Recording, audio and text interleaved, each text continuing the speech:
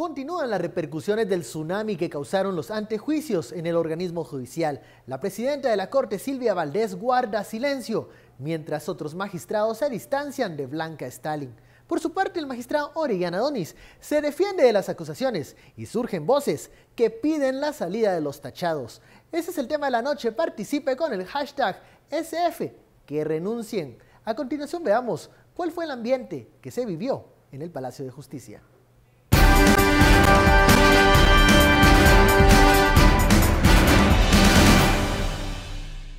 La magistrada Blanca Stalin se encuentra en el ojo del huracán por los señalamientos de corrupción. La presidenta de la Corte Suprema de Justicia guarda silencio, aunque en días anteriores Silvia Valdés, en entrevista al vespertino La Hora, aseguró que es falta gravísima interferir en las decisiones de un juez y si existe alguien que presione a un garante de justicia, da lugar a ser destituido. El audio filtrado revela la petición de la magistrada al juez Carlos Ruano. La magistrada no se presentó a su despacho y tampoco participó en las reuniones de hoy. Dos magistradas de la máxima corte aseguran que es asunto personal y que será Stalin quien tenga que solventarlo. Realmente, como es un asunto de carácter estrictamente personal, creo pues que será una situación que la colega tendrá que solventar, ¿verdad? Pues mire, a mi juicio, como son actos de carácter puramente personal, ¿verdad? Y yo no quiero señalar ni con A ni con B. Respetuosa de la postura de la magistrada, en el sentido que es ella la que tiene que analizar su situación y su gran responsabilidad para con la institución. Yo quiero abstenerme de expresar cualquier análisis, situación, para no comprometer mis criterios.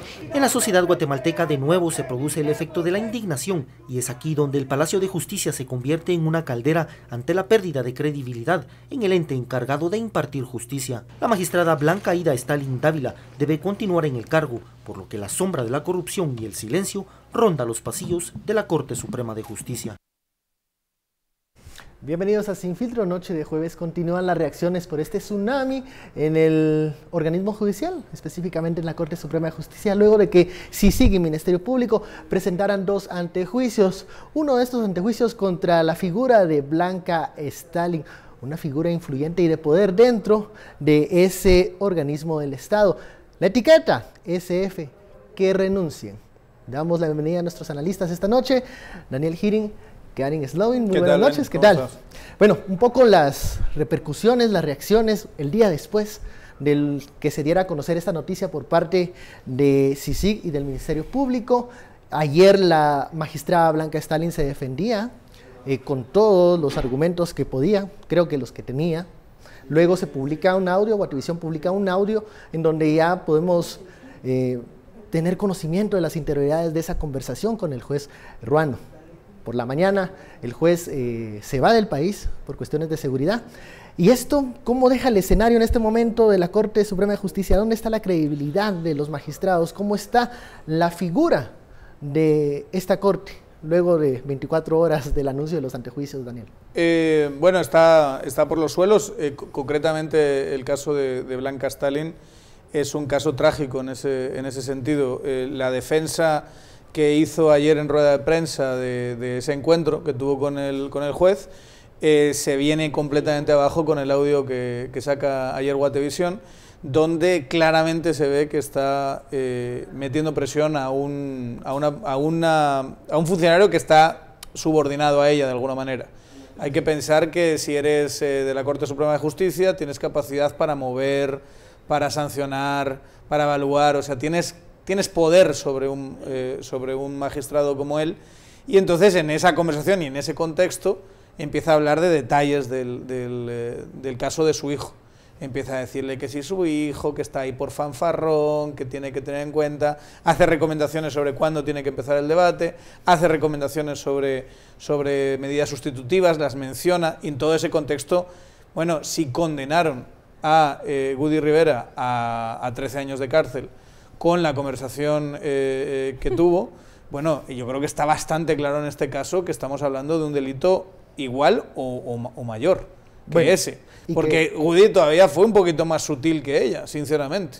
Entonces, en ese escenario a mí lo que me llama verdaderamente la atención es la actitud que ella tiene esta mañana. Es algo espectacular, de un cuero, de un tamaño fuera de este mundo. Y de eso quería preguntarle a Karin, no renuncia, dice que se mantendrá en su puesto.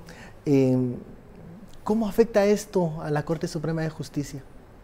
Bueno, yo creo que pone al conjunto de magistrados y a la institucionalidad de la Corte Suprema en una situación muy delicada, porque si uno tiene una acusación, ciertamente pues tiene derecho de defensa, puede alegar personalmente lo que quiera, pero claro, perjudicar... no se puede condenar en este momento. No, tiene que haber un proceso y de tal, pero yo creo que es el momento, porque este es como strike 3, ¿verdad? Si esto fuera un partido de béisbol, sí, esta es como la tercera ocasión y pues uno esperaría por un lado que ella utilice su derecho de defensa y demás, pero sin perjudicar la institucionalidad. Y por el otro lado, uno esperaría que del cuerpo de magistrados de la Corte Suprema también una actitud muchísimo más firme, porque es inevitable que esto afecte a la institucionalidad, daña la legitimidad, la credibilidad del conjunto de magistrados.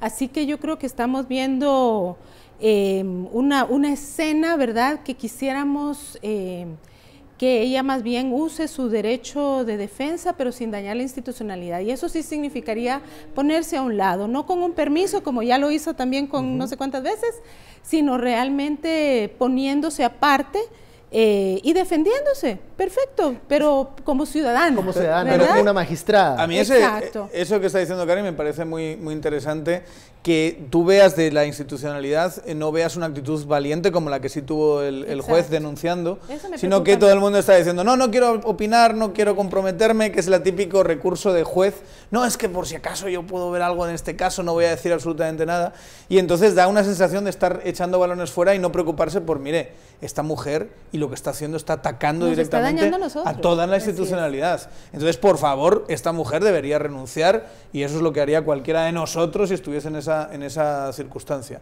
En cambio, como que todavía tenemos a estos actores que normalmente se han manejado dentro de ese sistema, y a mí me parece que el caso de Blanca Stalin es paradigmático en ese sentido. Ayer en el programa Philip decía una cosa que me parece que es crucial, y es esta gente no sabe actuar, y Fernando también lo decía, no sabe actuar de otra manera.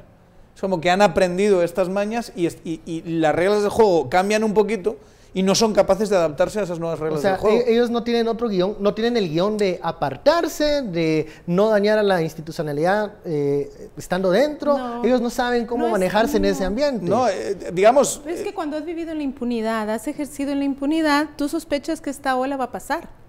Entonces te aguantas un poquito el remesón. Eso pasa. Y ha pasado. Sí, pero el hecho de que no vean que esto es extraordinario y que esto no es... eso a mí lo que me dice... Esto es como cuando de repente entra una nueva tecnología en el trabajo y tienes a un señor que siempre ha hecho cuentas con lápiz y papel y de repente llega la computadora y como lleva tantos años haciéndolo con lápiz y papel no sabe adaptarse y no sabe que tiene que renunciar a su trabajo.